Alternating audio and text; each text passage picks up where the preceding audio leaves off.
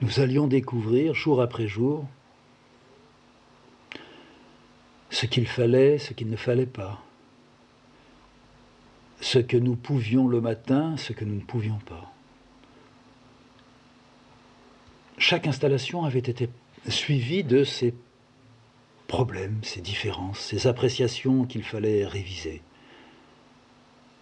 Peut-être y aurait-il même des problèmes importants à régler. Rien ne me faisait peur. J'étais confiant. Je me disais maintenant, ça y est, nous avons enfin franchi et quelque chose est vraiment derrière nous. J'ai fait un rêve. Je rêvais tellement. Je rêve encore beaucoup. Dans les meubles que j'avais confectionnés, coulissaient des planches à l'horizontale, supportant chacune 8 à 10 cartons à dessin. C'était exactement la réplique de ce que j'avais fait au Cusa, que j'avais démonté et réinstallé ici. Dans mon rêve, je reproduisais les mêmes meubles, peut-être plus plats, mais plus longs, plus allongés. Cette sorte de fausse échelle de couvreur contenait des milliers de dessins, de taches, d'empreintes, de peintures. Le tout était fait sur du papier. Ces étages renfermaient à la fois les épreuves et, dans le cauchemar, j'étais sûr qu'elles renfermaient les traces de la vie, les épreuves de la vie, et j'ajoutais peut-être les épreuves de la vie d'un dessinateur, saisi parfois par le désir de ranger, de numéroter, de répertorier, de déplacer. Mon rêve collait tout à fait à ma réalité. Je classais différemment à chaque fois. Pendant un temps, cela avait commencé par le plus bas des rayonnages, celui qui touchait le sol. Mais j'avais vite changé parce qu'au Cusa, le sol était froid. Lentement, on s'élevait quand on cherchait, en suivant des petites étiquettes que j'avais mises sur les côtés qui indiquaient l'année des dessins qui étaient rangés dans les casiers. La technique, quelquefois, que j'avais utilisée. Plus tard, j'avais inversé. Il fallait commencer par le haut, et progressivement, en descendant, on approchait du travail récent que j'avais mis en bas. J'avais fait aussi un autre rangement, celui uniquement par technique. Les crayons ensemble, les encres à part, ainsi que les aquarelles. Les taches, les empreintes étaient mises dans les rayonnages, moins accessibles car moins souvent manipulés. De plus, elles avaient échappé à l'insertion dans le répertoire. À tout nouveau classement, ou plus simplement à chaque surveillance de ma part, je voulais regarder si d'être enfermés, serrés les uns sur les autres, les feuilles ne prenaient pas une maladie, ou si d'étranges visiteurs ne s'étaient pas installés pour grignoter cette pâte à papier, s'exerçait un pouvoir du regard, né de la distance, qui se trouve augmenté par les années passant. Cette distance, je le sentais là dans mon rêve, n'était jamais la même, et développait un besoin de détruire certains des dessins. Là où je me trouvais, c'était pas exactement à la Châtre. Je ne pourrais pas les brûler. Je me penchais par la fenêtre. Il y avait des maisons tout à fait près de nous, près de la nôtre. Je pouvais d'un bras toucher la fenêtre d'un voisin. Rangeant inégalement, environ tous les 2 ou 3 ans, celui qui était là se disait « il faudrait mettre de côté des dessins qu'il faudrait supprimer ». Je me disais, mais est-ce qu'on me laisserait remonter au Cusa pour aller les brûler là-haut? Est-ce que sinon, Pigouin me laisserait les brûler dans sa cour? Il aurait peur que je foute le feu à sa paille. J'avais sans doute commencé cette épuration. Et j'avais mis ici et là, à gauche et à droite. À gauche ce qui était à conserver, à droite ce qu'il fallait détruire. Sans regarder une seconde fois, j'avais envie de prendre le tas, de le transporter, de l'asperger d'alcool, de mettre le feu. Mais c'est que je ne pouvais pas. Et puis tout à coup, je me suis retrouvé au Cusa. J'étais dans le fond de la cour, j'avais une fourche, je tournais les feuilles pour activer le foyer. C'était là que j'étais toujours venu brûler. J'étais dans un état de jubilation. Je demeurais devant le brasier juste à l'extinction complète des flammes, ou bien du tout petit papier encore formé en tison. Il me semblait que Cécile regardait de sa fenêtre. Elle se taisait. Elle se demandait seulement qu'un ou deux peut-être soient sacrifiés, mais non pas tous. Nous n'avions donc jamais habité à La Châtre. Le lendemain, je recommençais le même travail. J'allais peut-être brûler tous les dessins. Depuis que je le fais, le temps ne réfrène donc rien dans mes besoins de classer ou de brûler. Je revenais à La Châtre. Au Cousa, je pouvais faire les choses que je voulais. À La Châtre, je ne pourrais plus. Par un coup de baguette magique et brûlante, flambante, avec des flammes qui crépitaient tout au bout, j'étais renvoyé vers le Cousa. Je faisais encore une fois un grand feu, avec là des centaines de feuilles, dont certaines étaient celles auxquelles je tenais, soi-disant le plus, parce qu'elles retraçaient ce que j'appelais le chemin ancien.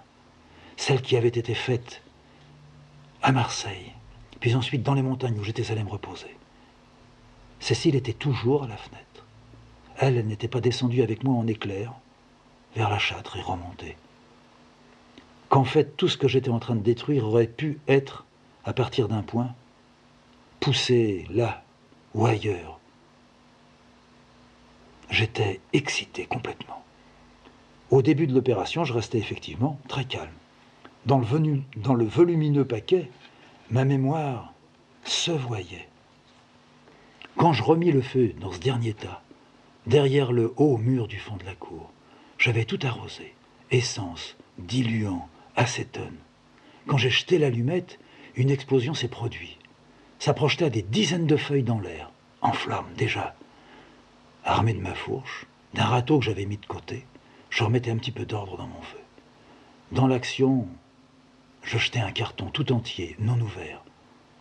Les petites cordelettes commencèrent à rougir, puis elles éclatèrent. Le carton se gonfla. On avait d'une bête. Et puis il cracha toutes les feuilles qui se mirent à glisser, comme de la neige sur de la roche, quand le mois d'avril arrive, et que petit à petit partent en plaques, comme des planchers blancs, et descendent en fracas vers la vallée. À l'aide de ma fourche, j'essayais de faire sortir un peu quelques feuilles, peut-être même le carton. Il était là toujours à se gonfler, mais dans le vide. Les bords brûlaient déjà. Il portait une étiquette. Je m'approchais, il faisait très chaud. Qu'est-ce que j'ai marqué là-dessus? Quelle année? Ah non, il n'y a pas de date. Ah merde, que je me dépêche parce que ça va bientôt grésiller. Marseille, première encre de Chine. Ah si, il y a une date, 1948. Tant mieux que ça brûle. Je repoussais le carton à dessin vers les flammes. Je m'accroupis, puis j'attendais. Entièrement, je voulais le voir brûler. J'avais le visage qui me cuisait. J'avais la peau qui se tendait. Je tâtais un peu mes vêtements. Ça commençait à sentir vraiment très chaud. Le manche de ma fourche commençait lui aussi à jaunir. Les grandes feuilles, elles, se déroulaient tout le temps dans le brasier. Je ratissais les cendres.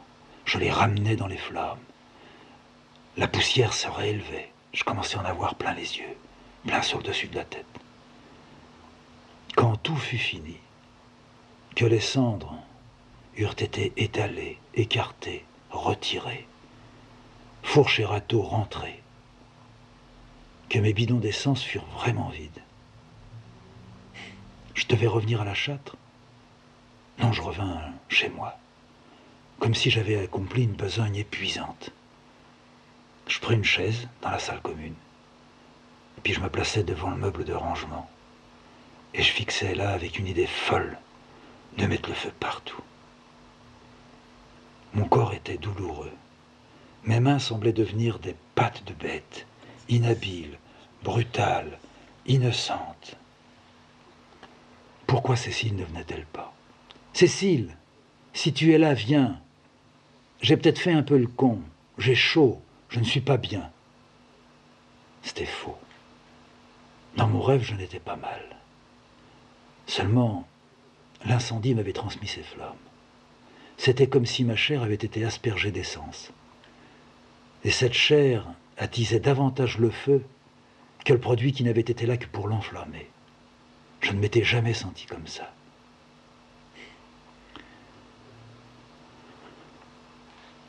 Ce que le feu purifiait, est-ce qu'il purifiait, me tenait encore sous la torpeur de Est-ce que je pouvais appeler ça un saccage? J'étais soulagé. Je n'avais qu'une peur énorme. Que Cécile, venant, soit comme dévorée par les flammes, que son visage ait fondu. Cette destruction ne cassait en moi que l'élan dont j'avais besoin pour tenir, mais aussi peut-être pour arrêter par un trait mon corps devant une frontière que je ne devais pas franchir. Or, si je la dépassais, si par hasard je la dépassais, ma chance avait été de pouvoir toujours revenir à l'intérieur de mes limites. Pour encore combien de temps je pourrais faire ça? Si seulement cette maison était vendue. Alors pourquoi est-ce que j'allais à la Châtre? Mais je n'allais à la Châtre que parce qu'il y en avait une autre. Dans l'autre, non. Dans l'autre, je ne dessinais pas encore. Je n'avais pas oublié ce jour où je m'étais mis en route après avoir entendu des bribes d'une conversation entre deux buveurs. Qu'est-ce qu'il y avait là? Pourquoi est-ce que je m'étais arrêté? Pourquoi avais-je tendu la tête? Je me répétais, je dois me réveiller. Je m'accrochais à cette injonction qui n'avait sur moi aucun effet. Me réveiller était trop tard. Comment faire? Et Cécile qui ne descend pas. J'entendis des pas dans le couloir.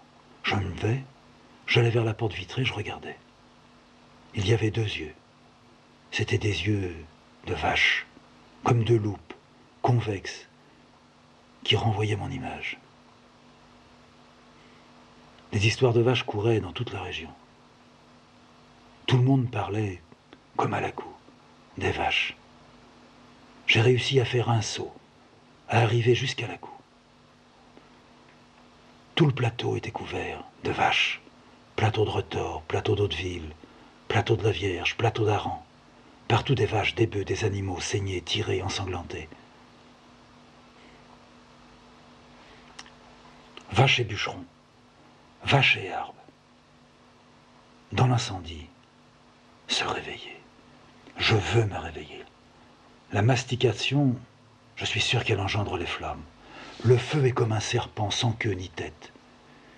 Un sort a été jeté. Un sort sur moi.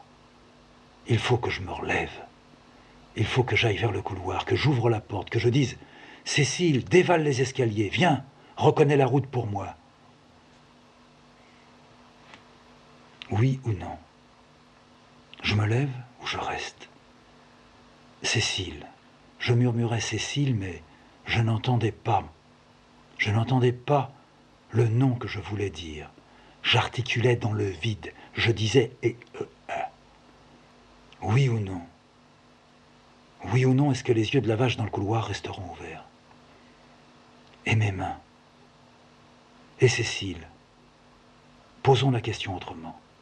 Qui est-ce qui restera le dernier si la maison brûle?